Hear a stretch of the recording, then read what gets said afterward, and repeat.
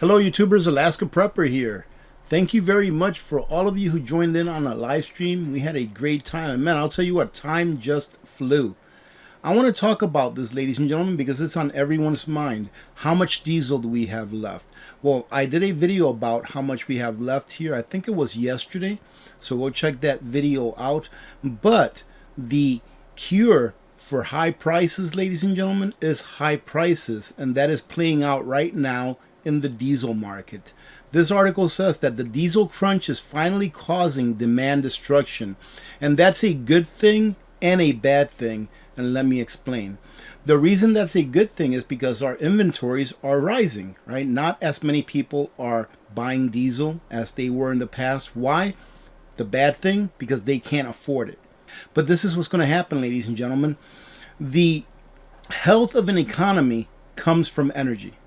So the less energy that is being used in an economy means that the less productive that economy is. And we are going to experience in this coming year, in my opinion, of course, I'm not a professional economist, but in my opinion, and just using a little bit of common sense, what we're going to experience is we're going to see a lot of job losses. And like I explained shortly during our live stream, it's like a snake eating its own tail. Right now, if you take a look at the amount of savings that Americans have in total, and you take a look at how much credit card debt alone there is in total across the US, the amount of savings is dwarfed by the amount of credit card debt. Meaning that if you took everyone's savings in the entire country, you could not pay off that credit card debt. So people are going to become what I like to call debt saturated. Eventually, they're not going to be able to live off of their credit.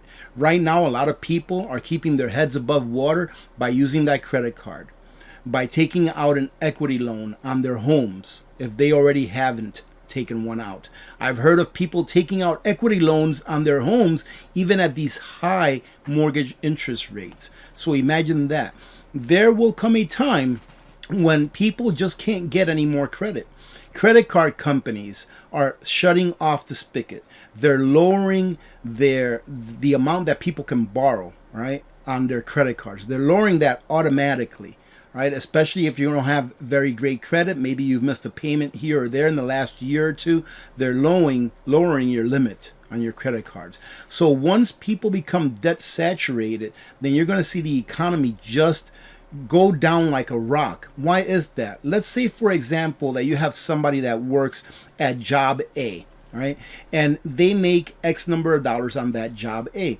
Well, it costs money for you to go to work. You have to buy gas, you have to have clothes, you have to feed yourself. A lot of people go out to lunch. A lot of people go to Starbucks or a coffee shop on their way to work. Well, what happens when that person's no longer working? All of those other businesses that depended on their patronage, they are now going to lose out on that customer, right? And eventually, if enough people get out of work, a lot of these businesses that are like peripherals to the main business that's providing them with their income, they're going to go out of business, or they're going to have to lay people off. And then what's going to happen with those people that are laid off? They're going to stop doing any discretionary spending as well.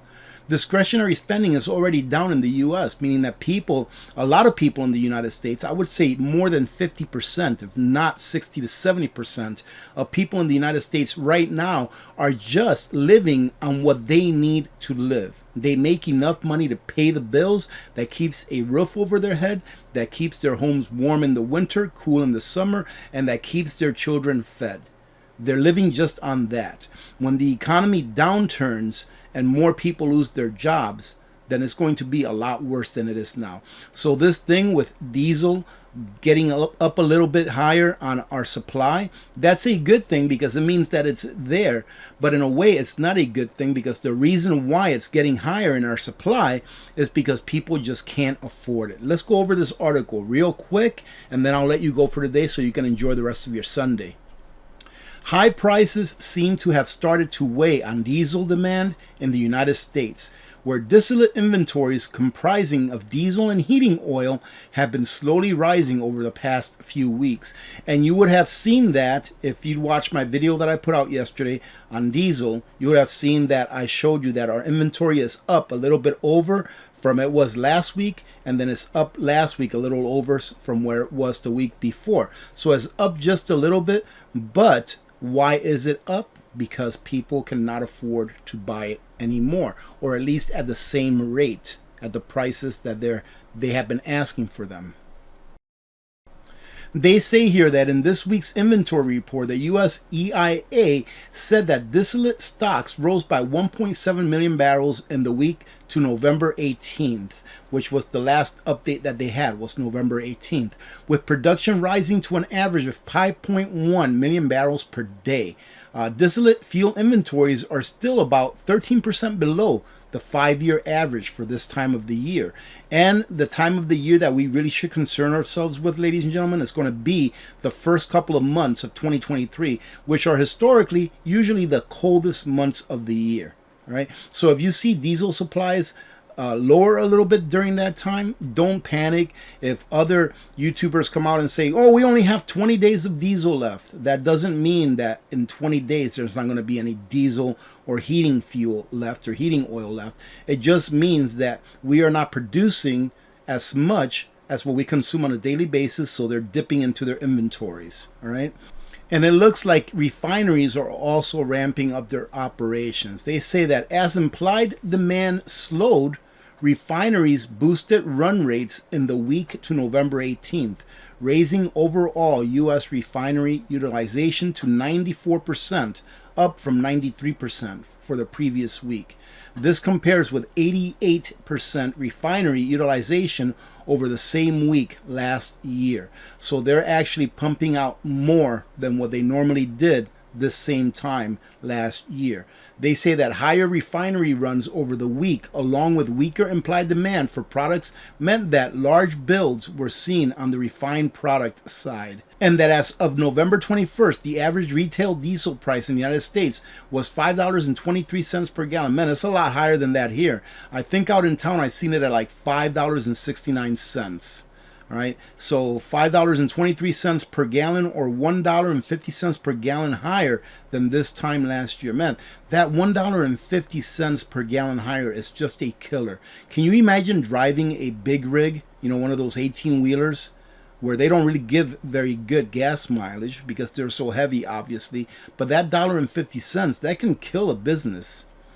In New England, where distillate inventories were at their lowest level ever at the start of the heating season, and where 33% of homes use heating oil as the primary heating fuel, the diesel price is nearly $6 a gallon at $5.96 on November 21st, or $2.29 per gallon higher than it was last year. Now imagine heating a home at $2.29 a gallon higher for your heating fuel. That right there, ladies and gentlemen, is what's going to really stress people out. Especially people that, I know someone here in Alaska, one of my old bosses, when I was still in the workforce, he said that he went through like 300 gallons of heating oil every month during the winter. Could you imagine what that would do to you when you know that it's going to cost you an additional $600 a month than what it normally did? That is incredible. Think about how much this is impacting our truckers. I mean, even 50 cents a gallon, I could imagine, will impact our truckers an awful lot, which, of course, in the end, you will pay for. So this is good news, but for a bad reason. And get ready, ladies and gentlemen, because there's going to be a lot of layoffs, a lot of people losing their jobs next year. Make sure that you insulate yourselves by, number one, being as prepared as you possibly can. Number two, I cannot give you financial advice, but if I was talking to myself, I would say, hey, make sure that you have some money out of the bank, enough that you can pay your bills for the next 2-3 months, if you can, and also have the equivalent amount in the bank so that you can continue to pay bills for 2 to 3 months. All right, so 6 months in total of an emergency fund that you don't dip into for any reason except for an emergency, because it's going to be a rough year next year for a lot of Americans, and not only Americans, but a lot of people all over the world. All right, so don't just prepare for a food shortage or a fuel shortage. Prepare to make sure that if you do find yourselves being laid off or losing your job for whatever reason, that you can still pay your bills, That way you don't have to stress out about not being able to pay your mortgage, and you can use that time instead to look for a new job or to start a side hustle or whatever you have to do to keep that income coming in. Having said that, I hope that you have a great day. Again, thank you very much for all of you that joined in on our live stream today. Had a great time. And remember to put it on your calendar that next week, next Friday, the 2nd of December, is going to be our Christmas Bash giveaway in December.